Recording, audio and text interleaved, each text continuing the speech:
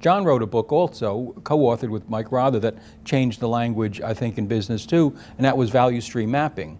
But here again, as there were problems with lean production, perhaps people mistranslating it, you had misgivings about value stream mapping and in the beginning too.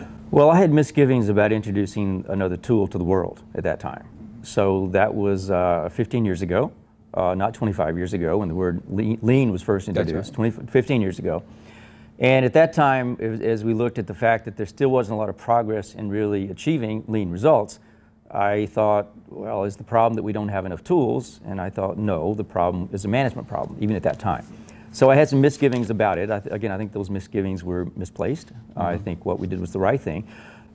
Speaking of language, actually what convinced me to do that book was when I think it was Dan actually that came up with the title of the book, which was Learning to See.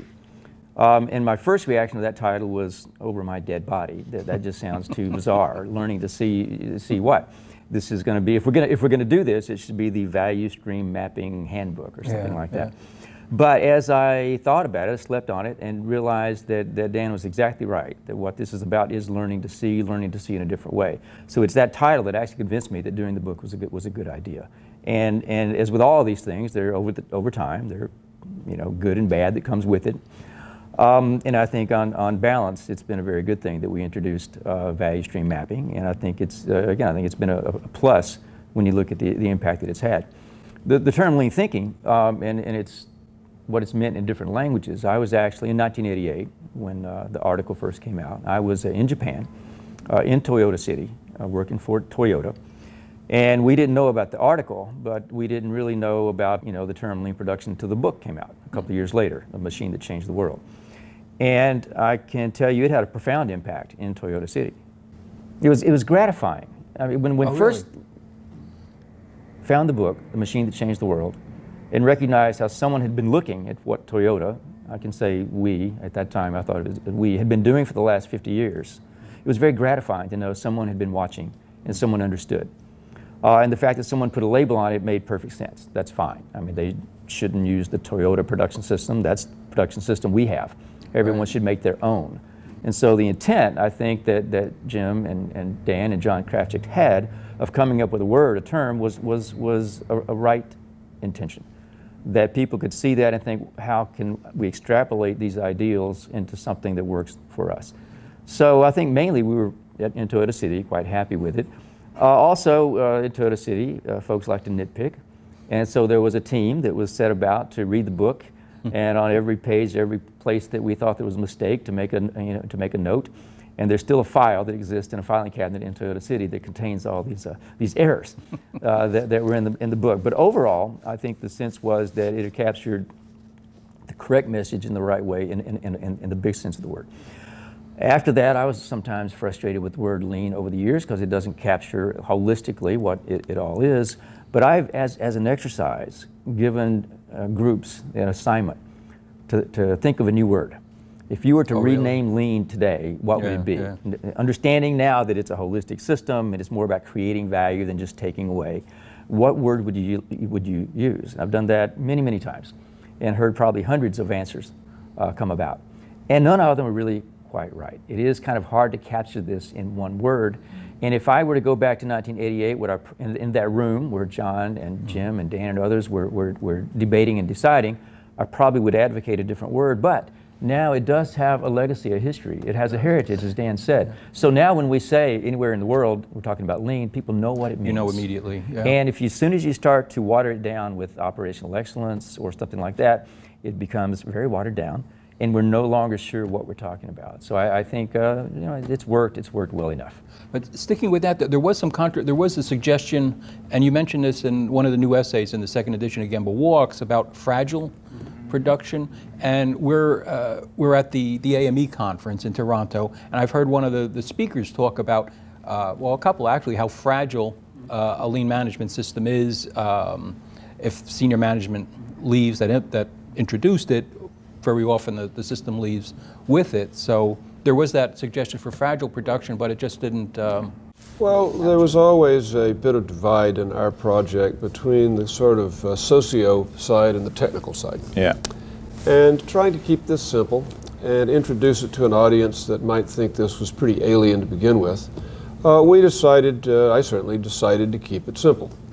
And the people who had looked at Japanese practice from a human resource standpoint said, you realize that if you don't continuously, actively engage everybody in doing this, well, what you wind up with is pro forma compliance with ritual, and they have some tools and so forth.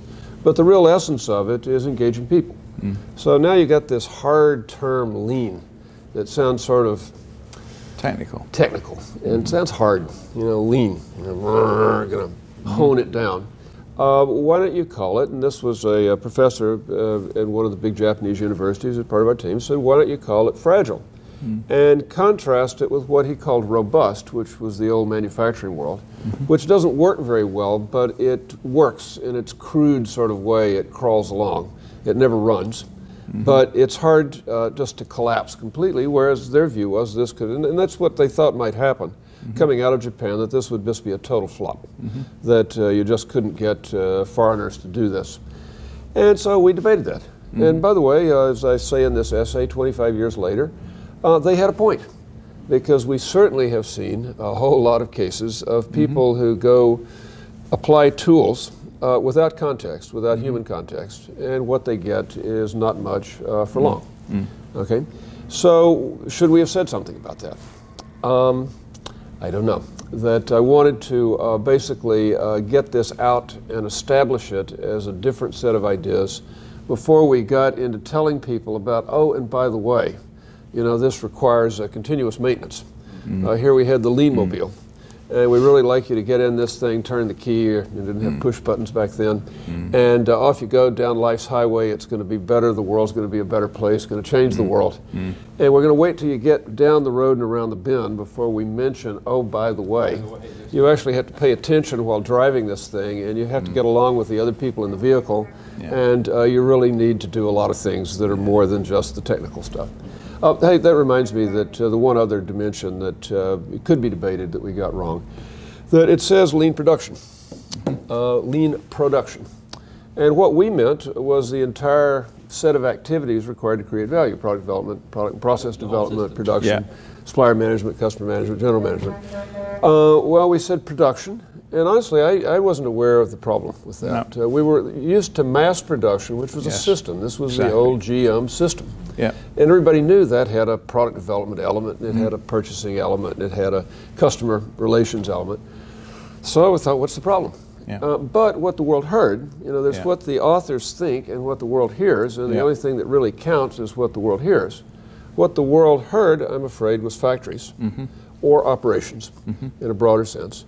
And so it's really quite striking to me, the unevenness of the advance of these ideas. And we were just talking the other day about the complete disappearance of the notion of target costing and working backwards on the process with suppliers. Just all disappeared in the outsourcing age of just get the price down, do what it takes. So we ended up with a very incomplete system that works best when it is a complete system. And I'm saying that production word didn't help. Now, what would we have said instead? I certainly thought about management. We spend a lot of time talking about management now. Other people want to talk about leadership. That's okay too. But again, you say, okay, lean, not perfect, production, not perfect. What would we have done instead? And I think we could have tried management. That might have been. You could have tried management, but I think when you formed LEI, the Lean Enterprise Institute, you got it right. And that was another article in HBR that you did together about '96, and it was Lean Enterprise. And I think that's what we're talking about, is a business model, a business system, which includes production. It also includes management. It includes all these things.